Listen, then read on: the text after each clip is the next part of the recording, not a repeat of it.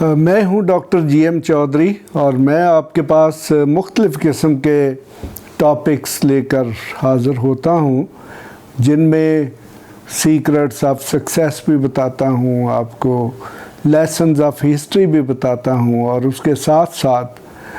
لا کی مشاورت بھی کرتا ہوں۔ میرا تعارف آپ جانتے ہیں، لیکن چلیں پھر بھی بتاتا ہوں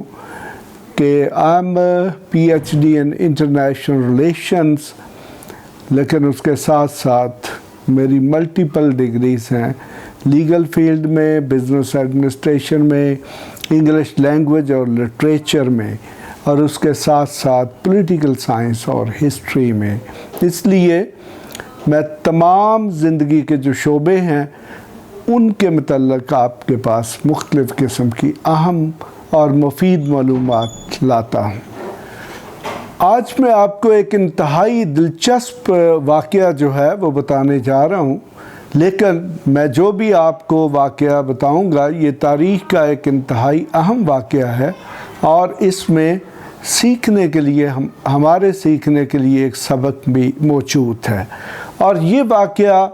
پنجاب کے مشہور و معروف شخص جس کا نام رنجیت سنگھ تھا، اس کی زندگی کے متعلق ہے۔ تو اس سے پہلے کہ میں آپ کو یہ واقعہ سناؤں، میں آپ کو تھوڑا سا رنجیت سنگھ کے متعلق بھی بتا دیتا ہوں۔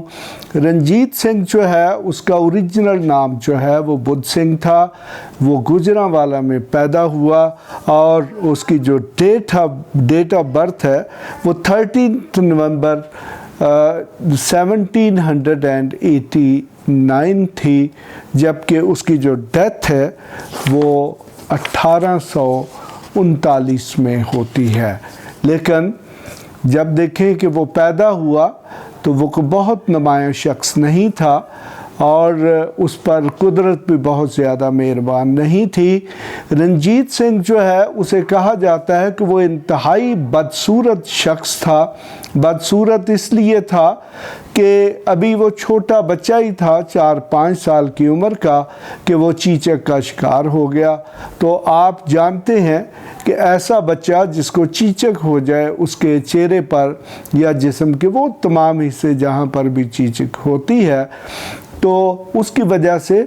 گول گول جو ہیں وہ نشان بن جاتے ہیں جو کہ ساری زندگی رہتے ہیں۔ تو اس طرح رنجیت سنگھ جو ہے اس کے ساتھ چیچک نے صرف یہی نہیں کیا،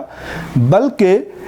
اتنی شدید قسم کی چیچک تھی کہ اس میں ایک آنکھ جو ہے، یعنی کہ اس کی جو بائیں آنکھ جو ہے وہ بھی ضائع ہو گئی۔ تو اس سے آپ اندازہ لگا سکتے ہیں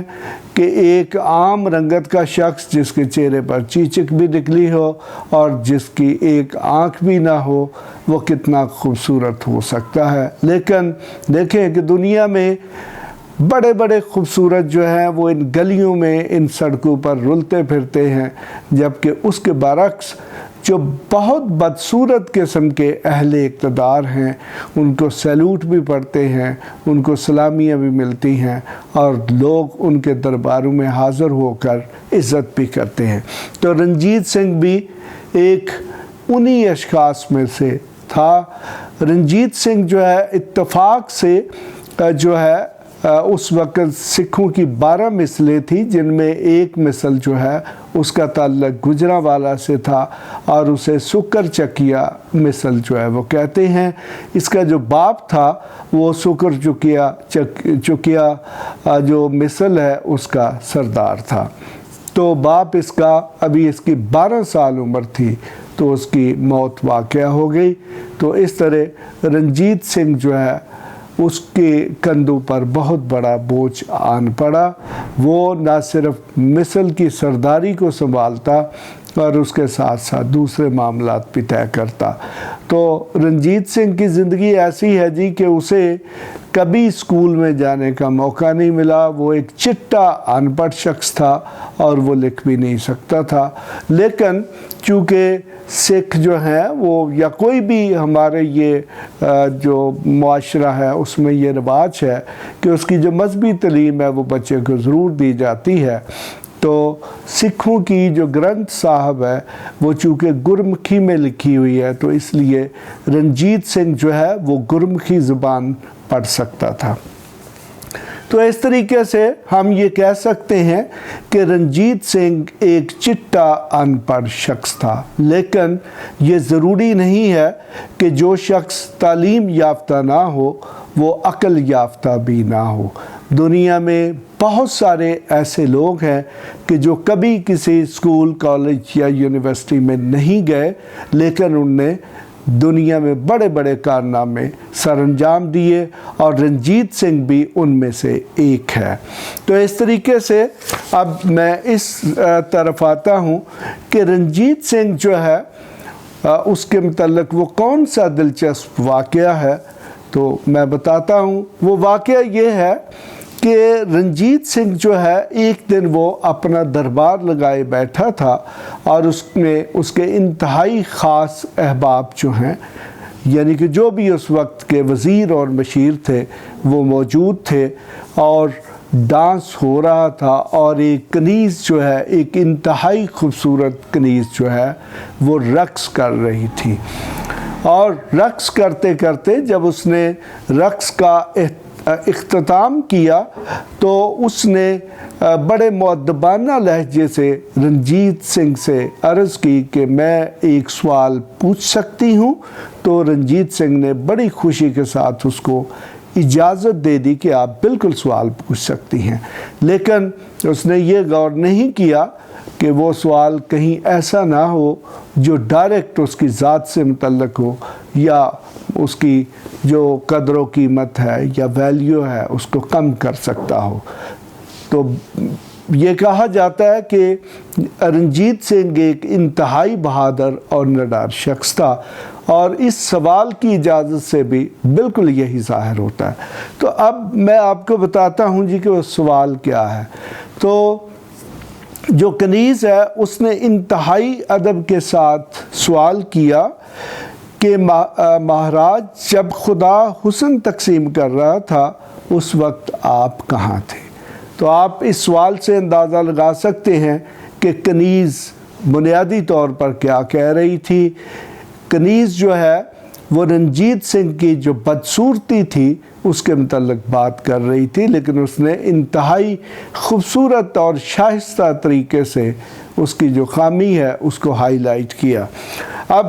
یہ ایک بہت بڑا آج کل کے حکمران ہوتے تو ہو سکتا ہے کہ وہ شخص، وہ کنیز جو ہے وہ دنیا میں نہ رہتی اور اسے مختلف قسم کے مسائل جو ہیں ان کا سامنا کرنا پڑتا۔ تو یہ جب سوال باقی حاضرین نے سنا تو وہ سارے کے سارے دم خود تھے، سارے کے سارے پریشان تھے کہ کنیز نے یہ ایک بہت بڑی حماقت کی ہے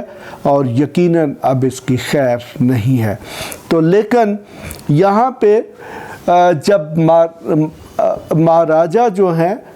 اس کے چہرے پر غور کیا گیا تو وہ انتہائی پرسکون تھا، اس پر کسی قسم کے غصے کے آثار نہیں تھے، اور اس نے اس کو مسکرا کر جواب دیا کہ جب تو حسن کی قطار میں کھڑی حسن مانگ رہی تھی تو میں قسمت کی لائن میں کھڑا قسمت لے رہا تھا، اور یہ میری قسمت ہی ہے کہ آج تجھ جیسی حسن والی میری کنیزیں ہیں۔ دیکھیں جناب، یہ کتنی دلچسپ بات ہے کہ رنجیت سنگھ جو ہے، اکثر آپ نے دیکھا ہوگا کہ ہمارے جو دیہاتوں میں یا ہماری جو معاشرتی زندگی ہے اس میں یہ کہا جاتا ہے کہ اللہ جو بھی بچہ ہے یا جو بھی کوئی شخص ہے، چاہے وہ مرد ہے یا عورت ہے، اس کے نصیب اچھے کرے۔ دیکھیں، شکل اچھی ہونے سے کچھ خاص فرق نہیں پڑتا، اور یا جو بھی فرق پڑتا ہے وہ وقتی طور پر ہوتا ہے، لیکن اگر کسی کا نصیب اچھا ہو تو پھر اسے بہت بڑے بڑے مسائل جو ہیں اگر ان کا سامنا کرنا بھی پڑے تو وہ شخص بڑی آسانی کے ساتھ ان سے گزر جاتا ہے۔ تو یہی بات رنجیت سنگھ نے کی، اور اس نے اس کنیز کو یہ بتا دیا کہ آپ خوبصورت تو ہو لیکن آپ ایک بدصورت شخص کی کنیز ہو جو کہ وقت کا حاکم ہے، بلکہ اس نے یہاں تک کہا کہ آپ جیسی بہت ساری خوبصورت کنیزیں جو ہیں وہ میرے سامنے روز رقص کرتی ہیں۔ تو اب دیکھنا یہ ہے کہ یہ جو ساری بات ہے اس میں کون سی دلچسپ بات چھپی ہوئی ہے۔ تو اس میں دلچسپ بات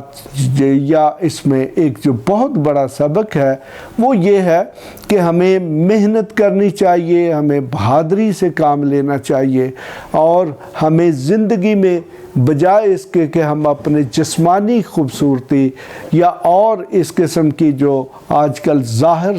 ظاہری خوبصورتی ہے اس پر توجہ دیں، تو ہمیں اپنی باطنی خوبصورتی، اپنے علم اور عقل کو بڑھانے کے لیے اپنی جو اسٹریٹجی ہے، اپنی جو خوبیاں ہیں ان کو بڑھانے کے لیے کام کرنا چاہیے۔ اور جو شخص بھی اپنا علم، اپنی خوبیاں بڑھائے گا، اپنی عقل بڑھائے گا، تو یقیناً وہ اس کے ذات پر، اس کے بل بوتے پر دنیا میں بہت بڑا مقام حاصل کر لے گا۔ آپ نے دنیا میں بہت سارے ایسے لوگ سنے ہیں کہ جنہوں نے ایک بہت چھوٹے لیول پر اپنی زندگی کا آغاز کیا، بلکہ انتہائی غربت کی حالت میں زندگی کا آغاز کیا، لیکن جب وہ اپنے جوانی یا پھر اپنی بڑھاپے میں پہنچے تو وہ بلینئر تھے۔ تو اس طریقے سے یہ واقعہ بھی آپ کے لیے یقیناً ایک سبق رکھتا ہے، اور آپ اس سے سبق سیکھنے کی کوشش کریں گے۔ تو میں آپ کی خدمت میں اس قسم کے بڑی دلچسپ قسم کی معلومات جو ہے وہ ہر روز لے کر حاضر ہوتا رہوں گا، لہٰذا آپ یہ جو ہمارا چینل ہے اس کو سبسکرائب کر لیں، بیل آئیکن بھی دبا دیں تاکہ آپ کو ہمارے الرٹس ملتے رہیں، آپ کا کوئی بھی جو لیکچر ہے وہ مس نہ ہو۔ اس کے ساتھ ہی ڈاکٹر جی ایم چودھری آپ سے اجازت چاہتا ہے۔ خدا حافظ۔